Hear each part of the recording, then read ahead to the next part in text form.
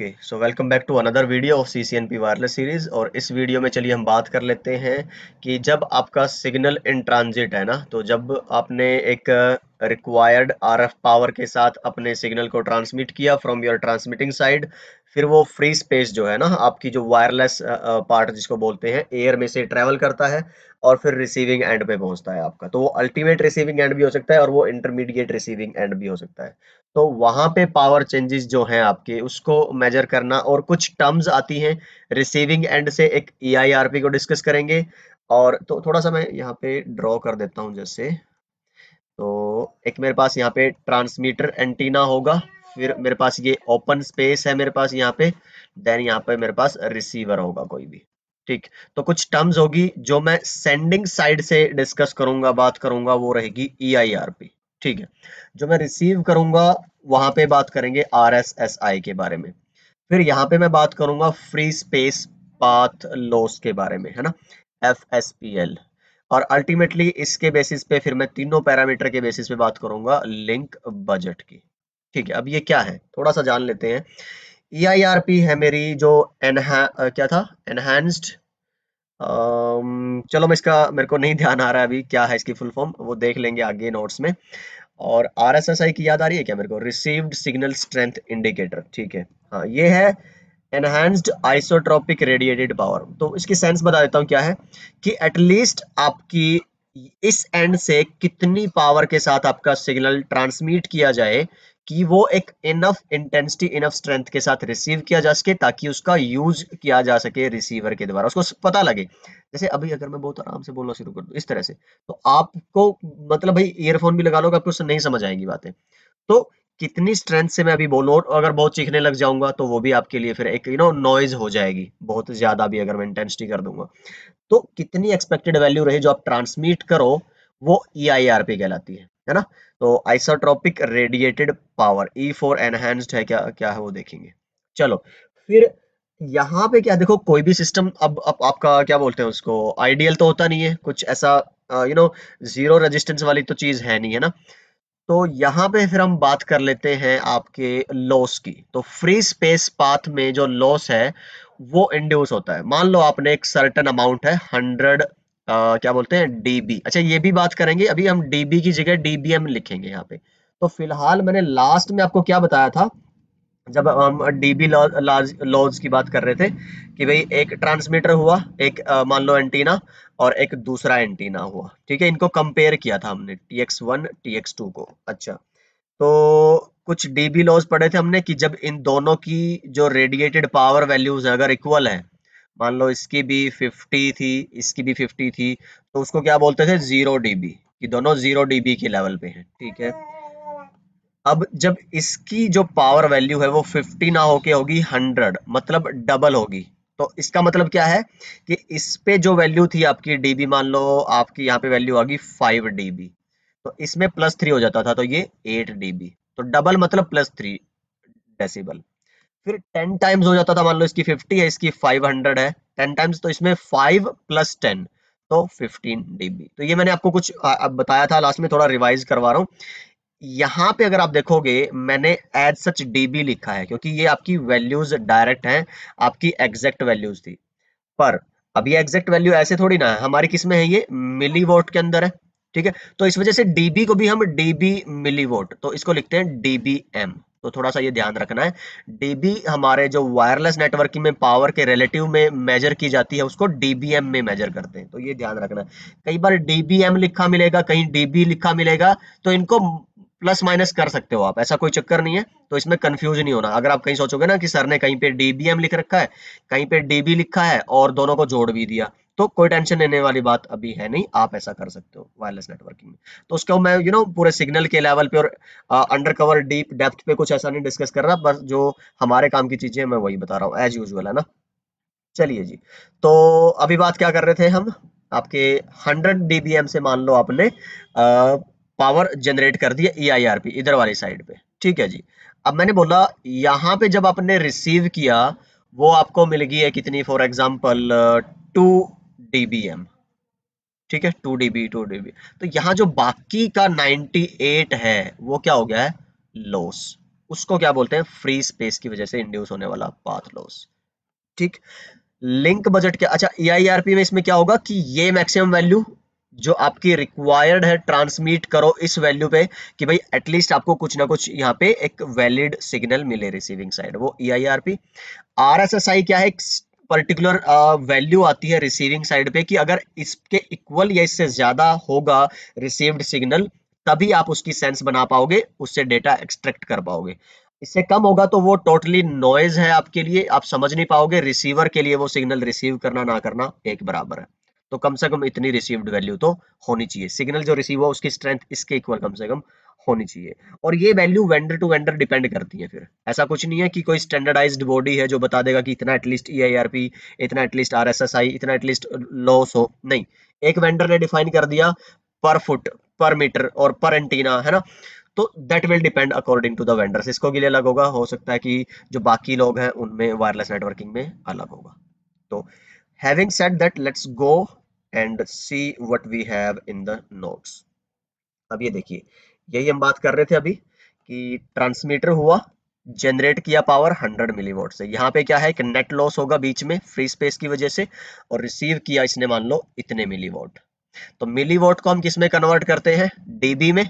तो डीबी में अगर आप नेक्स्ट पेज पे देखोगे तो शायद मैंने एक रेफरेंस वैल्यू दे रखी होगी, ये देखो जी, इस वैल्यू की वजह से और इस वैल्यू की वजह से जब इसको लोगरिथमिक में रखते हो तो जो आपका फ्री स्पेस लॉस आया है FSPL, क्या था मैं इसमें कंफ्यूज हो जाता हूँ, फ्री स्पेस पाथ लॉस है ना, FSPL, ठीक है, फ्री स्पेस पाथ लॉस, ये -65 dB आया, -65 dB, ठीक है। तो यहाँ अगर आप देखोगे, ये देखिए जी, तो जब मैंने इसको कन्वर्ट कर दिया है dBm में तो 20 आ गया, इसको कन्वर्ट कर दिया है मैंने तो 45 आ गया, -45, ठीक है। अच्छा अब जरा इसको फिलहाल अगर आप छोड़ भी दोगे, ठीक है, कैसे समझ रहे हैं हम इसको, थोड़ा थोड़ा मैं एक बार अभी अपनी लगाम को खींचता हूँ। हाँ देखिए, ट्रांसमिट किया आपने 20 dBm के साथ, रिसीव किया आपने -45 dB पे, ऐसे समझ रहे हैं तो उसको ये देख लो, लॉस कितना हुआ होगा फिर आपको यहाँ पे, -65 dB, इस तरह से समझ लो। या फिर आपने ये कैसे कैलकुलेट किया होगा कि मतलब मैंने ये एक वैल्यू थी मेरे पास, वैल्यू 1, ये एक मेरे पास रिसीव्ड वैल्यू थी, वैल्यू 2, ये तो आप पता कर सकते हो ना, आप सेंडिंग एंड रिसीविंग साइड पे जब मेजर करोगे सिग्नल को, वायरलेस को, तो कर सकते हो, उसके लिए तो आपके पास स्केल सब कुछ है।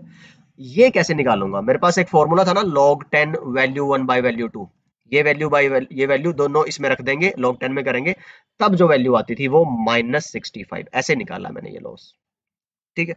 अब आप जरा देखोगे ना, यहाँ पे जो एक रिक्वायर्ड वैल्यू होगी, मान लीजिए ये वाली है ना, तो ये RSSI के अकॉर्डिंग आप देख लोगे कि इतनी इनफ है, नहीं है, तो मेरे को यहाँ पे कुछ और वैल्यू चाहिए थी उसके हिसाब से। अब इस पे तो आपका कोई कंट्रोल है नहीं, देखो ये तो आप कम नहीं कर सकते, ये एक्सटर्नल फैक्टर है। तो कंट्रोलेबल्स क्या है, मेरी ट्रांसमिटिंग पावर, तो आप कितनी पावर एटलीस्ट ट्रांसमिट करो कि ये इतना मिले आपको कि इस वैल्यू के साथ अगर सिग्नल रिसीव हो तो वो आपके लिए यूजेबल सिग्नल हो, रिसीव्ड जो एक्सट्रैक्टेड सिग्नल था, ठीक है। तो ये जो वो वैल्यू कहलाती है उसको बोलते हैं EIRP। आई गेस अब आपको ये थोड़ा सा अंदाजा हो गया होगा, ठीक है।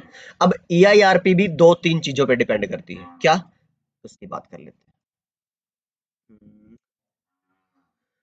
ठीक है जी, तो ट्रांसमीटर पे डिपेंड कर रही है आपकी, एंटीना पे, और जो उसकी केबल उसको कनेक्ट करती है। चलो मैं आपको थोड़ा ना फिगरेटिवली समझाता हूँ, ये आप देख लीजिएगा थोड़ा सा, ठीक है। चलिए EIRP के ऊपर आ जाते हैं, इसमें अगर कुछ ऐसा पूछने वाला और वो हो ना तो आप मुझे कमेंट में बता दीजिएगा। आई गेस ये एक्सप्लेन कर दिया है मैंने आपको, फिर भी अगर कोई दिक्कत है तो just let me no in the comment section, ठीक है। तो ये सब बातें हम कर चुके हैं। चलिए इसकी मैं बात कर रहा था, देखो ये आपका ट्रांसमीटर है जो हमारी इलेक्ट्रॉनिक की सर्किटरी है, वहां से नॉर्मली मैं इसको मदरबोर्ड बोल देता हूँ सीधा सा, उसके ऊपर ही होता है सब कुछ, है ना।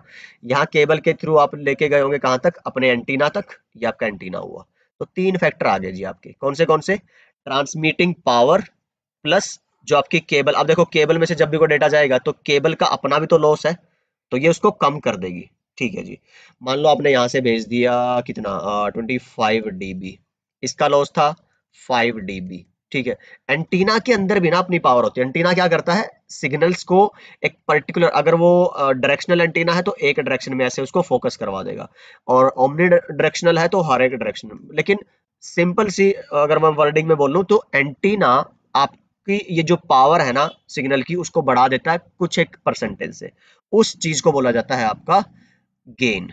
ठीक है, एंटीना का जो इम्प्रूवमेंट कह लो या जो एडिशन है आपकी सिग्नल के स्ट्रेंथ के अंदर, उसको बोला जाता है गेन। और हर एक एंटीना का वो अलग अलग होता है। दो तरह के एंटीनाज हम रेफरेंस के लिए वैसे नेटवर्किंग में यूज करते हैं। एक आपका आइसोट्रोपिक एंटीना होता है, एक आपका डाइपोल एंटीना होता है। पीछे मैंने शायद लिखा होगा, वो देख लेना, आगे भी थोड़ा डिस्कस होगा। और एक तो सेक्शन आएगा पूरा जिसके अंदर हम सिर्फ एंटीनाज की बात करेंगे। यहाँ पे फर्क सिर्फ मैं बताना ये चाहता हूँ कि आइसोट्रोपिक तो एक्चुअली कोई एंटीना होता नहीं है। किसी भी एंटीना की वेंडर जब है उसको जब वैल्यू बताना चाहते हैं कि भाई हाँ उसका गेन कितना है, तो उसको एक आइडियल परफेक्ट एंटीना से कंपेयर कर लेते हैं। ठीक है, एक पॉइंट है आपका स्पेस में, और वो इक्वली जनरेट कर रहा है हर एक डायरेक्शन में आपकी सिग्नल स्ट्रेंथ। चलिए, दूसरा है डाइपोल एंटीना। डाइपोल होते हैं जो दिखते हैं हमें, है ना, जो फिजिकली एंटीना आप अपने वाईफाई राउटर पे देखोगे ना, इस तरह के जो लगे रहते हैं वो पोल से छोटे छोटे, दोज आर डाइपोल एंटीनाज। ठीक है, डाइपोल मतलब दो पोल है उसके, एक ये एक ये। और हमारे काम का यहाँ पे क्या है कि अगर मेरे डाइपोल एंटीना का जो गेन है वो 5 dB है, तो आइसोट्रोपिक का होगा 5 प्लस आई गेस 2.4 है, वो देख लेंगे, तो 7.4 dBi। तो अगर dBd 5 dBd मतलब डाइपोल एंटीना का, dB इन dBd, थोड़ा सा समझेंगे। 5 dB है किसका, डाइपोल एंटीना का। फिर आपको निकालना है dBi में, मतलब कि dB किसके लिए, आइसोट्रोपिक एंटीना के, तो dBd plus 2.4 that will be your dBi। ठीक है, एक एंटीना का आपका 2.4 गेन ज्यादा होता है। और जितने भी तरह के यार अलग अलग एंटीनाज बनेंगे, हर किसी का अलग अलग गेन आएगा, वो मैं पर्टिकुलर एंटीना वाले टॉपिक में आपको डिस्कस करूंगा। यहां से मैं जो सिर्फ क्लियर करना चाहता हूं वो बात ये है कि आपको तीन चीजें ध्यान रखनी है। क्या क्या, एक तो जो आपका ट्रांसमीटर है उसकी अपनी एक ट्रांसमिटेड पावर वैल्यू होगी, जिसको हम किस में कन्वर्ट कर चुके होंगे, डेसिबल मिलीवॉट के अंदर।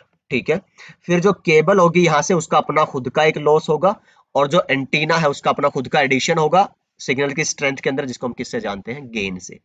और इन तीनों का जो ये फॉर्मूला है, यहां से निकलता है EIRP। ठीक है, तो अगर ये वैल्यू मेरी है फॉर एग्जांपल 50, ये वैल्यू है मेरी 12, और ये वैल्यू है मेरी 7, तो EIRP आएगी 15 माइनस 12 38 प्लस 7 45। ये वैल्यू मेरी है आपकी EIRP। और ये एक ऐसी वैल्यू है जो आप अपनी मर्जी से कुछ भी चूज नहीं कर सकते। पर कंट्री ये वैल्यू डिसाइड होती है, जितनी स्पेसिफाइड होंगी उस रीजन के हिसाब से, उससे ज्यादा वैल्यू आप यूज नहीं कर सकते। तो ये सारे एग्जांपल मैंने EIRP के बारे में यहाँ पे लिखे हुए हैं। सो आई गेस EIRP का कॉन्सेप्ट आपको हो गया है क्लियर। बहुत अच्छे से मैंने लिखा है, डायग्राम बनाए हुए हैं, कोई दिक्कत नहीं है, एग्जांपल दिया हुआ है, देख लो यहाँ पे भी है। अच्छा, इसमें हाँ ये दिया हुआ है ना, ये लिखा हुआ है, दो तीन लाइनें इसी को एक्सप्लेन कर रही है वाली। ये ट्रांसमीटर कॉन्फ़िगर्ड है 10 मिलीवॉट से। ठीक है, फिर आपका मतलब डीबीएम में कन्वर्ट कर दिया इसको हमने ना। केबल का लॉस कितना है, 5 dB। ठीक है, और एंटीना का गेन कितना है, 8 dBi। तो इस फॉर्मूले में अगर आप रखोगे तो मेरा EIRP की वैल्यू कितनी आई, 13 dB। ठीक है, चलिए जी। उसके बाद हम लिंक बजट को देख लेते हैं। लिंक बजट क्या है, देखो कि अगर आप देखो कंप्लीट पाथ को अगर आप कंसीडर करते हैं सिग्नल के, तो आपको ये मेक श्योर करना है, ध्यान रखना है कि जो ट्रांसमिटेड सिग्नल है उसकी जो पावर हो वो इतनी सफिशियंट हो कि जब वो रीच करे, पहुंचे आपके डेस्टिनेशन पे, तो वो रिसीवर के द्वारा समझा जा सके। ठीक है, अच्छा अब इसको लिंक बजट क्या कह रहे हैं कि भाई आपके लिंक का बजट क्या हो, तो कि जो आपकी EIRP की वैल्यू है, ठीक है, आपका जो RSSI की वैल्यू है और जो यहाँ पे लॉस है, वो इस हिसाब से एडजस्टेड होनी चाहिए आपकी कि वो इनके बराबर आए। या फिर थोड़ा सा अगर मैं अलग लेवल से बोलूं कि जो ट्रांसमिटेड वैल्यू है, जो रिसीव्ड वैल्यू है, और जो लॉस है, उसको आप इस मद्देनजर रखें कि रिसीव्ड तो कम से कम RSSI के बराबर हो, ट्रांसमिटेड कम से कम EIRP के बराबर हो, ताकि उस लॉस को ओवरकम करके ट्रांसमिटेड वैल्यू ऐसी रहे कि वो रिसीवेबल हो। क्या कह दिया मैंने, I guess it make sense to you, है ना। चलिए ठीक है। तो इट्स लिंक बजट। सिंपली है यार, आप घर का बजट बनाते हो ना, कि रूम पे रह रहे हो, हॉस्टल में रह रहे हो, तो उसके हिसाब से बजट बनाते हो, तो उसका मतलब क्या होता है, उससे जोड़ोगे तो आपको ये बात समझ आ जाएगी। ठीक, कैलकुलेशन कर रहे हैं तीन चीजों की, ट्रांसमिटिंग, लॉस एंड रिसीविंग।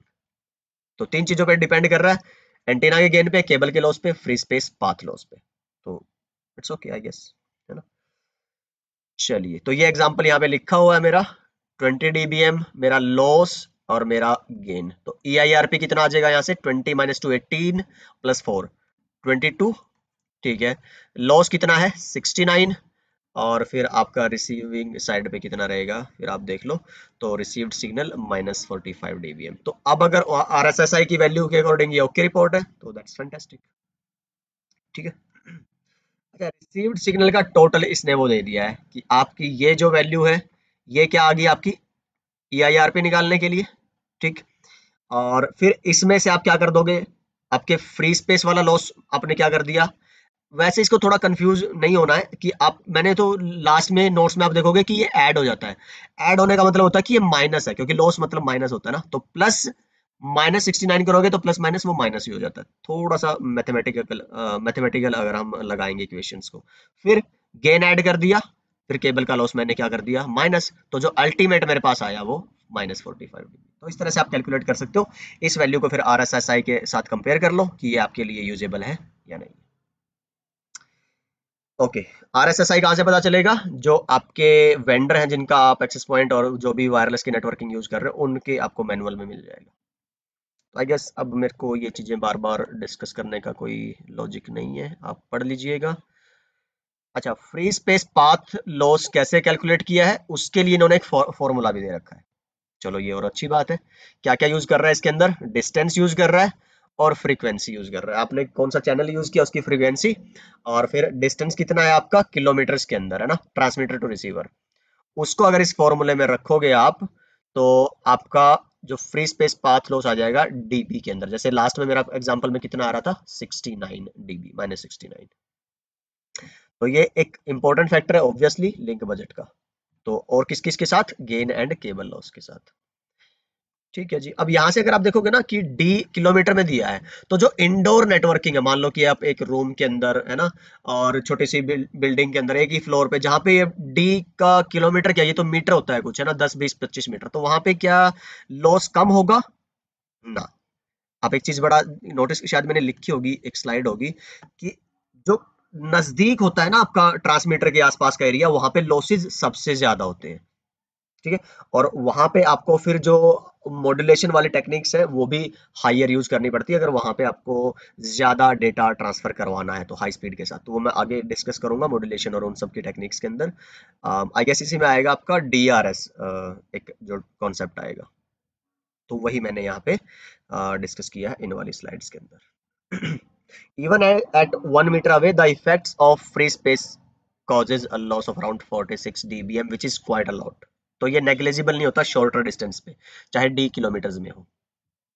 दूसरा फ्रीक्वेंसी के बेसिस पे होता है, कि जो आपकी लो फ्रीक्वेंसी होगी, ठीक है, जैसे हम अगर फॉर्मूले में देखोगे ना आप, तो d पे और f पे डायरेक्टली बिलोंग करता है ये, मतलब इफेक्टेड होते हैं। जितना डी ज्यादा होगा उसके हिसाब से यहाँ पे लग रहा है कि लॉस ज्यादा होगा, एफ जितनी ज्यादा होगी मतलब लॉस ज्यादा होगा। मतलब यहाँ से ये भी प्रूव हो गया कि भाई 5 गीगाहर्ट्ज में 2.4 से ज्यादा आपका फ्री स्पेस पाथ लॉस होता है। ठीक है, क्योंकि इक्वेशन बोल रही है, मैं नहीं बोल रहा, मैथ बोल रहा है ना, and math never lie, believe me, if you are good at math you are good at life, ऐसा बोलते हैं। See if that is true with you or not. ठीक है जी, तो ये सब बातें लिखी हैं यहाँ पे, एक इंटरेस्टिंग सा कंपैरिजन लिखा है कि to get a feel for the actual range difference between 2.4 and 5 gigahertz, एक रिसीवर को दूर लेके जाया गया ट्रांसमीटर से, एक 2.4 पे ट्रांसमिट कर रहा था, एक 5 गीगाहर्ट्ज पे। The received signal strength reached -67। ठीक है, तो ये किसकी बात हुई आपकी। और अगर फिर देखो, on a 2.4 gigahertz channel the range was measured to be 140 feet. ठीक है, whereas 5 gigahertz it was reduced to 80 feet. मतलब इस वैल्यू तक आने के लिए ये तो चला गया 140, और ये जा पाया सिर्फ 80, इस RSSI तक आने के लिए। मतलब क्या कह रहे हो कि सिंपल अगर मैं बात करूं, सेम वैल्यू के साथ आप 2.4 में ज्यादा दूर तक जा सकते हो। मतलब अगर आप 2.4 गीगाहर्ट्ज के बैंड में ना थोड़ी दूर आगे भी चले जाओ तो आपका सिग्नल डिग्रेड नहीं होता। मैं प्रैक्टिकल नेटवर्किंग की बात कर रहा हूँ, ठीक। तो 2.4 गीगाहर्ट्ज नेटवर्किंग यूज होती है ऐसी जगह पे जब आपकी जो कवरेज एरिया है वो बहुत ज्यादा आपको कवर करना हो। 5 गीगा, और लेकिन उसमें फिर दिक्कत क्या आ जाती है कि डेटा कितना भेज पा रहे हो, स्पीड कम हो जाएगी। कवरेज तो मिलेगी दूर तक पर स्पीड कम हो जाएगी। 5 गीगाहर्ट्ज नेटवर्किंग की खासियत ये है कि ये कम दूरी तक ट्रेवल करवा पाएगा सिग्नल को, लेकिन बहुत हाई स्पीड के साथ। तो नंबर ऑफ जो एपीज है वो ज्यादा लगेंगे 5 गीगाहर्ट्ज में इन कंपैरिजन टू 2.4 गीगाहर्ट्ज। तो I hope that make sense on this slide. चलिए फिर रिसीवर पे पावर लेवल आरएसएसआई, तो आई गेस ये मैं ऑलरेडी डिस्कस कर चुका हूँ, you just read in the notes. चलिए जी, फिर क्या है, अब बचा है हमारे पास what received signal strength value is good enough. तो ये जानने के लिए हम फिर क्या है आरएसएसआई, आई गेस ये बता चुका हूँ आपको मैं, है ना। तो ठीक है, you just read this and let me know if there is any problem, है ना। वैसे तो नोट्स में सब कुछ I explain like most of the things, but फिर भी अगर कुछ बचता है तो।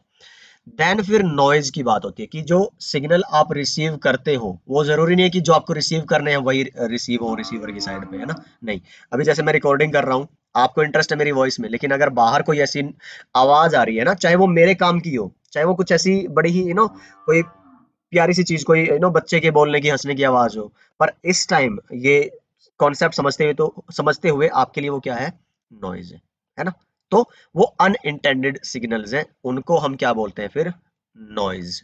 These are simply noise.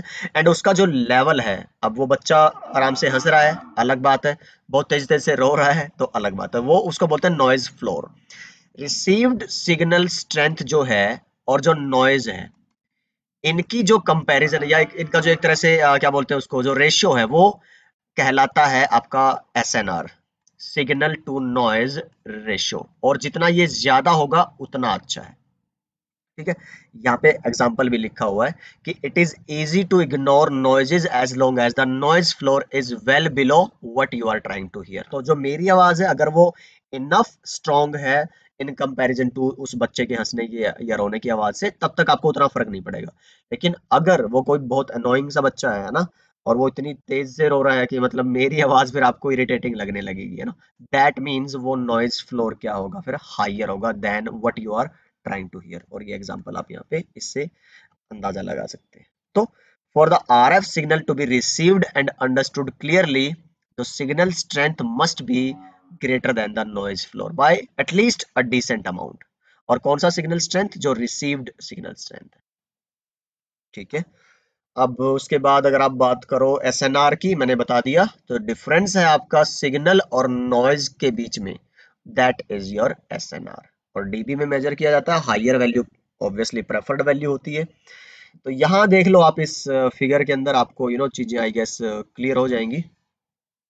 चलिए, तो क्या बोल रहा है इस वाले फिगर के अंदर कि यार देखो, ये टाइम के अकॉर्डिंग ये आपकी आरएसएसआई की वैल्यू है इधर, है ना। चलिए जी, अब देखो ये अगर आप देखते हो नॉइज फ्लोर की वैल्यूज है इधर, ठीक है, ये नॉइज की वैल्यू है, ये आपके रिसीव्ड सिग्नल जो आरएसएसआई है उसकी वैल्यू है। ये गैप अगर डिसेंट अमाउंट में अच्छा है, मतलब ये एसएनआर की वैल्यू क्या है, हाइयर है, तो ओके रिपोर्ट है जी। तो यहाँ पे ऑडिबल है, सब कुछ रिसीवेबल है, अंडरस्टैंडेबल है आपका सिग्नल। लेकिन यहाँ देखो बहुत कम हो गया, तो हो सकता है कि आप जो सुनना चाहते हो वो सुन ही ना पाए, ठीक है। So this is like the concept of SNR, signal to noise ratio ज्यादा अच्छा है, ठीक है। तो this is it about the first section of this wireless series. अगले सेक्शन में हम बात करने वाले हैं carrying data over an RF signal. आप देख लो फिर इसके अंदर क्या क्या कंटेंट है, अदरवाइज फिर नेक्स्ट वीडियो से हम इसको स्टार्ट करने वाले हैं। चलिए, 3-4 वीडियो रही है इस सेक्शन के अंदर, I hope this was informative. Please let me no in the comment section. तो सीखते रहिए, सिखाते रहिए और मस्त रहिए। मैं आपसे मिलता हूँ अगली वीडियो में। Bye bye and take care.